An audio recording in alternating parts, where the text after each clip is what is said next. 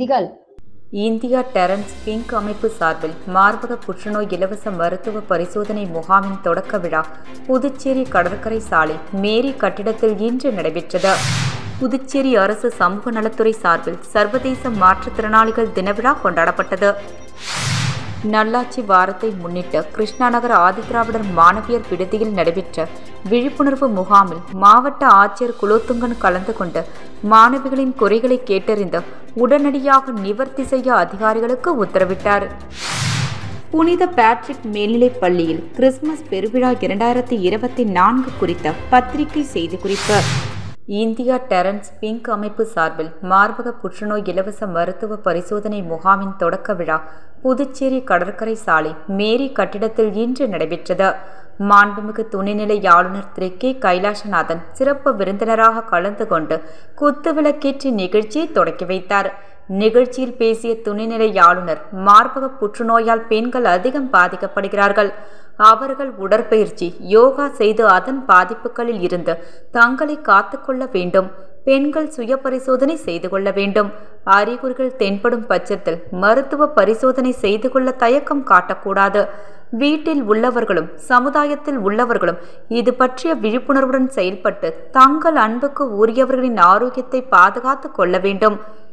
நிகழ்ச்சியில் புதுச்சேரி நகராட்சி ஆணையர் திரு கந்தசாமி, ஐடிபியின் அமைப்பு தலைவர் திரு ஆனந்தகுமார், விளம்பர பிரிவு செயலர் மோகன பிரியா, துணைத் தலைவர் திரு பீனுஹாசன் மற்றும் மருத்துவர்கள் கலந்து கொண்டனர். புதுச்சேரி அரசு சமூக நலத்துறை சார்பில் சர்வதேச மாற்றுத்திறனாளிகள் தின விழா கொண்டாடப்பட்டது. புதுச்சேரி சித்தன்குடி ஜெயராம் திருமண நிலையத்தில் நடைபெற்ற இவ்விழாவில் முதன்மை விருந்தினராக துணைநிலை ஆளுநர் கைலாசநாதன் கலந்து கொண்டு விழாவினை துவக்கி வைத்தார். முதலமைச்சர் ரங்கசாமி அவர்கள் சிறப்பு விருந்தினராக கலந்து கொண்டு தலைமையுரையாற்றி மாற்றுத்திறனாளிகளுக்கான மாநில விருதுகளை வழங்கினார். சட்டப்பேரவைத் தலைவர் செல்வம் வாழ்த்துரை வழங்கி மாற்றுத்திறனாளிகளுக்கு உபகரணங்கள் வழங்கினார். விழாவில் சமூக நலத்துறை அமைச்சர் ஜெயக்குமார் அவர்கள் முன்னிலை வகித்தார். நோக்கு உரையாற்றி நலத்திட்ட உதவிகளை வழங்கினார்.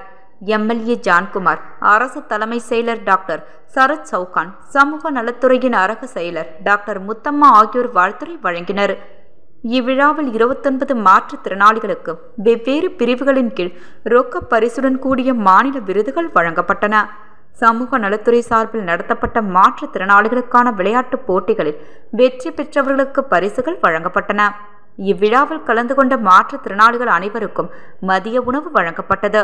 விழாவிற்கான ஏற்பாடுகளை துணை இயக்குனர் ஆறுமுகம் தலைமையில் அதிகாரி கருணாநிதி, கண்காணிப்பாளர் திருமுருகன், முரளி சங்கர், ஜாபர் சாதிக், லீலா புகுரத், ஏஜேஓ ராம்ராஜம் நல அதிகாரிகள் சரவணன் கார்த்திகேயன், பனாரி பாரதி மற்றும் துறை அலுவலர்கள் செய்திருந்தனர். நல்லாட்சி வாரத்தை முன்னிட்டு கிருஷ்ணா நகர் ஆதிதிராவிடர் மாணவியர் விடுதியில் நடைபெற்ற விழிப்புணர்வு முகாமில் மாவட்ட ஆட்சியர் குலோத்துங்கன் கலந்து கொண்டு மாணவிகளின் குறைகளை கேட்டறிந்து உடனடியாக நிவர்த்தி செய்ய அதிகாரிகளுக்கு உத்தரவிட்டார். புதுச்சேரி மாவட்ட ஆட்சியர் அலுவலகத்தின் வழிகாட்டுதலின்படி புதுச்சேரி அரசு ஆதிதிராவிடர் மற்றும் பழங்குடியினர் நலத்துறையின் கீழ் இயங்கும் கிருஷ்ணா நகர் ஆதிதிராவிடர் மாணவிகள் விடுதியில் நல்லாட்சி வாரத்தை முன்னிட்டு துறை மூலம் செயல்படுத்தப்படும் திட்டங்கள் குறித்தான சிறப்பு விழிப்புணர்வு முகாம் நடைபெற்றது. துறை இயக்குனர் இளங்கோவன் தலைமையில் நடைபெற்ற விழாவில் சிறப்பு விருந்தினராக மாவட்ட ஆட்சியர் குலோத்துங்கன் கலந்து கொண்டு மாணவிகளிடையே கலந்துரையாடினார். அப்போது புதிய நாப்கின் இயந்திரம் வேண்டும், தினசரி உணவு முறைகளை மாற்ற வேண்டும், இரவு நேரத்தில் பணி முடிந்து வரும் மாணவிகளுக்கு போக்குவரத்து வசதி செய்து தர வேண்டும் உட்பட பல்வேறு கோரிக்கைகளை மாணவிகள் முன்வைத்தனர். இதனை கேட்டறிந்த மாவட்ட ஆட்சியர் உடனடியாக குறைகளை நிவர்த்தி செய்ய அதிகாரிகளுக்கு உத்தரவிட்டார். தொடர்ந்து விழாவில் பேசிய இயக்குனர் இளங்கோவன், ஆதிதிராவிட நலத்துறை மூலம் மாணவிகளுக்கு 25க்கும் மேற்பட்ட நலத்திட்டங்கள் உள்ளன என்றும் அதனை மாணவிகள் சரியாக பயன்படுத்திக் கொள்ள வேண்டும் என்றார். எந்த தீய பழக்கங்களும் இல்லாமல் குறிக்கோளுடன் படித்தால் வாழ்வில் வெற்றி நிச்சயம் என்ற இயக்குனர் ஆதிதிராவிடர் நலத்துறை மூலம் செயல்படுத்தப்படும் திட்டங்கள் பற்றி சக மாணவிகள் மற்றும் பொதுமக்களிடம் எடுத்துக் கூற வேண்டும் என்றார். மாணவிகளிடையே சாதி மத பாகுபாடுகளையும் வகையில் அனைத்து சமுதாய மாணவிகளுக்கும் விடுதியில் அனுமதி வழங்கப்பட்டுள்ளது என்றார். அதனைத் தொடர்ந்து மாவட்ட ஆட்சியர் மற்றும் இயக்குனர் இளங்கோவன் உட்பட அதிகாரிகள் மாணவிகளுடன் கலந்தாரிக்கொண்டு உணவு அருந்தினர். இந்த நிகழ்ச்சியில் ஆதிதிராவிடர் நலத்துறை அதிகாரிகள், விடுதி காப்பாளர், ஊழியர்கள் உட்பட மாணவிகள் திரளாக கலந்து கொண்டனர். புனித பேட்ரிக் மேல்நிலைப் பள்ளியில் கிறிஸ்துமஸ் பெருவிழா 2024 குறித்த பத்திரிகை செய்திக்குறிப்பு.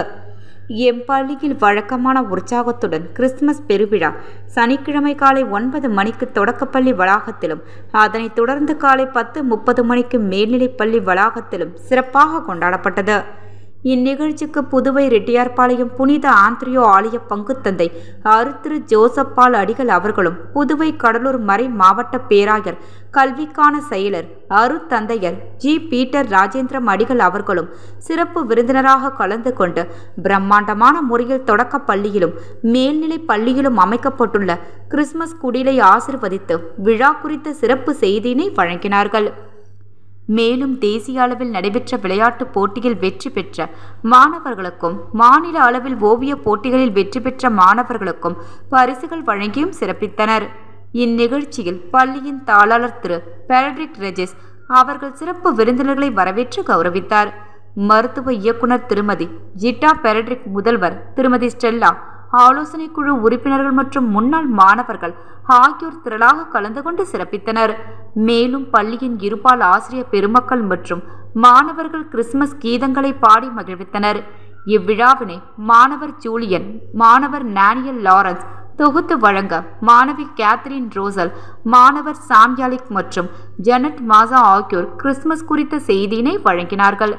மாணவன் ஐசாகா மேல்நிலைப் பள்ளியிலும், மாணவன் ஜோஷ்வா இமானுவேல் ஆரம்ப பள்ளியிலும் நன்றி நாவினார்கள். இந்நிகழ்ச்சியின் நிறைவில் அனைத்து மாணவர்களுக்கும் கிறிஸ்துமஸ் கேக் வழங்கப்பட்டது. இவ்விழாவிற்கான ஏற்பாடுகளை பள்ளி ஆசிரியர்கள் சிறப்பாக செய்திருந்தனர். அரசாணை வெளியிடக் கோரி சட்டசபை நோக்கி பேரணி நடைபெற்றது. புதுச்சேரி அரசின் கடந்த 2015 மற்றும் 16ஆம் ஆண்டுகால பொதுப்பணித்துறையில் சுமார் 1500க்கும் மேற்பட்ட வவுச்சர் ஊழியர்களை நியமித்தது.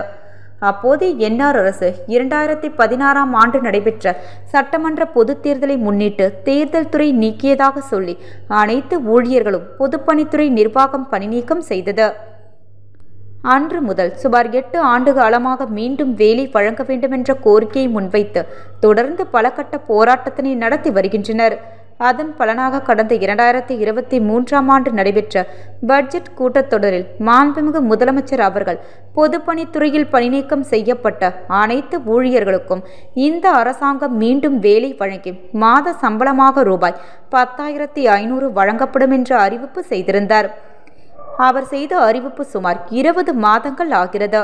மீண்டும் வேலை வழங்க நடவடிக்கை எடுக்காததை வலியுறுத்தி அரசாணை வெளியிடக் கோரி இன்று அண்ணா சிலை அருகில் 1 கோடி சட்டசபை நோக்கி பேரணி நடைபெற்றது. ஆகையால் பொதுப்பணித்துறை பணிநீக்கம் செய்யப்பட்ட ஊழியர்கள் அனைவரும் தவறாமல் பேரணியில் கலந்து கொண்டு அனைவரும் சிறப்பித்தனர். மாதந்தோறும் உதவித்தொகை பெறுவதற்கான அடையாள அட்டையை உப்பளம் தொகுதி திமுக அனிபால் கென்னடி எம்எல்ஏ அவர்களால் பயனாளிகளுக்கு வழங்கப்பட்டது. புதுச்சேரி உப்பளம் தொகுதி உட்பட்ட பகுதிகளில் உள்ள தகுதியான பயனாளிகளுக்கு உதவித்தொகை பெறுவதற்கான ஆணை திமுக உப்பளம் தொகுதி சட்டமன்ற உறுப்பினர் அனிபால் கென்னடி அவர்கள் ஏற்பாட்டினால் புதுச்சேரி அரசு மகளிர் மேம்பாட்டுத்துறை மூலம் இன்று வழங்கப்பட்டது. உதவித்தொகை பெறுவதற்கான ஆணை வழங்கும் நிகழ்ச்சி திமுக உப்பளம் தொகுதி சட்டமன்ற அலுவலகத்தில் நடந்தது.